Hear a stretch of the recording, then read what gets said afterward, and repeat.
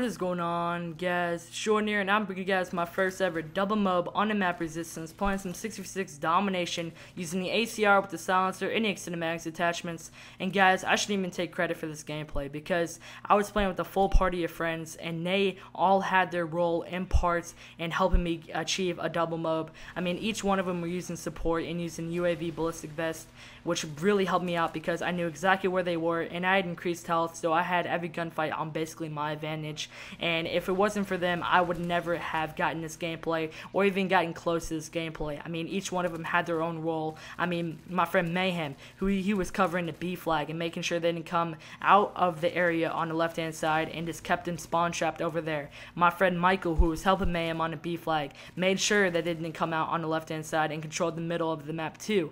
My friend Awesome Guy, who controlled the middle building, he made sure that did not, rush into our spawn and get out of the spawn trap. My friend Sean, who was helping putting down ballistic vests where I needed them, he put him right behind me. He helped out with the middle map control and stuff like that. He really did a great job in helping out our team, or helping me out on getting a double MOAB. And then I have my friend Mario, who was with me on my first and my second MOAB streak, who was right behind me the whole time, and every time he died, he would call out the enemy position and I would immediately kill him. I mean, I know this happens a lot when I die on a MOAB streak and there's a random who gets killed by the same guy and he doesn't have a mic, so he can't call out the enemy position.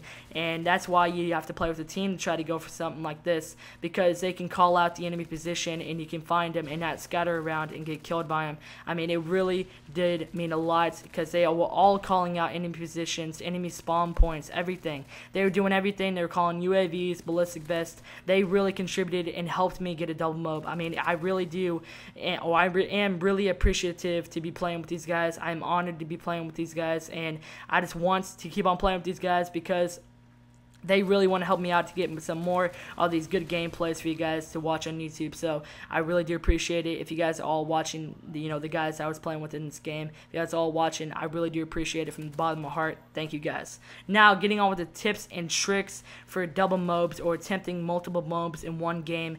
Guys, I am not the best player. I know that. I'm probably not the best, tip giver, but I do have, or I've been on many double MOAB streaks before, and I think I've figured it out which one or which tips work and which ones don't.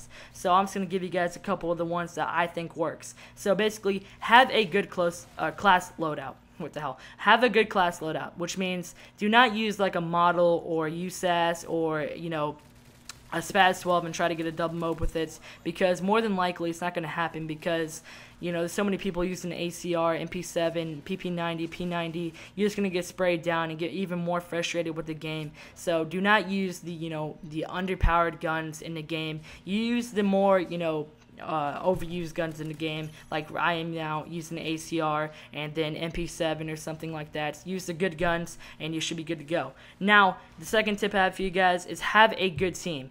And if you have a good team, you can have a spawn shop going down. You can have map control to your advantage and stuff like that. Having a good team really helps you on getting a double MOAB. I mean, if I had a shitty team right here, if I was playing with randoms, I would never even come close to getting a double MOAB.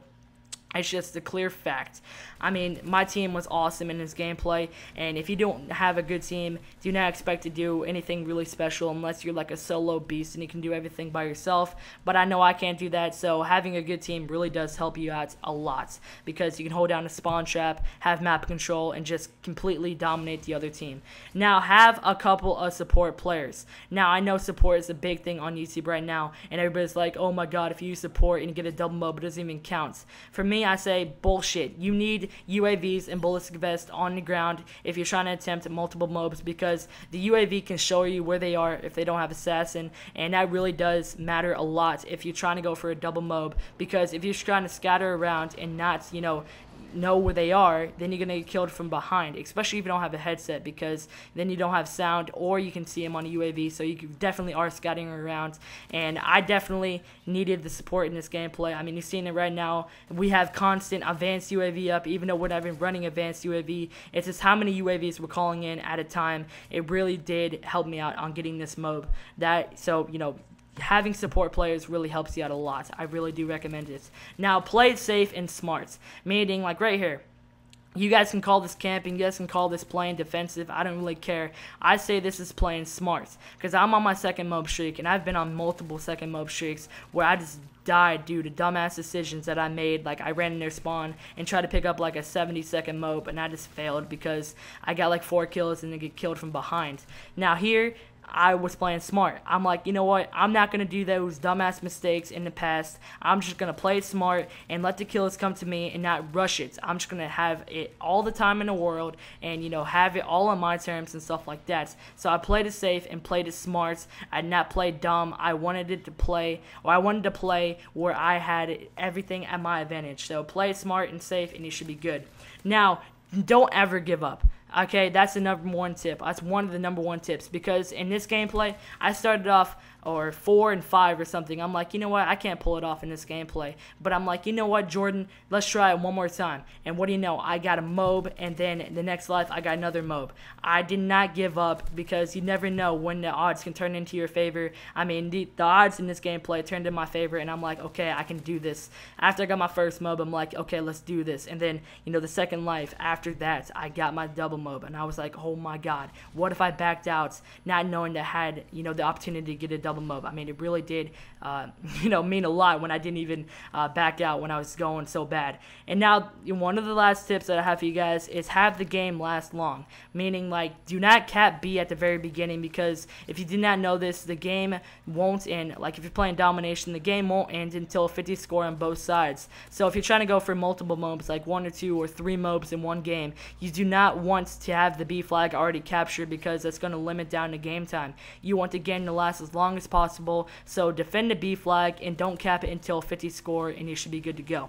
Now, the last thing, if you do have a good internet, this shouldn't be really a bad thing for you guys, or even a tip for you guys. It's just to have a good connection. Like, on this gameplay, I was on a 3-bar or 4-bar, because every one of my bullets were hitting and detecting. You do not want to attempt to go for a double MOAB or something like that on a 2-bar, because you're just going to get frustrated. I know I do when I try to attempt them, and I don't know why I do. I just know I'm going to get mad at Mono for 3.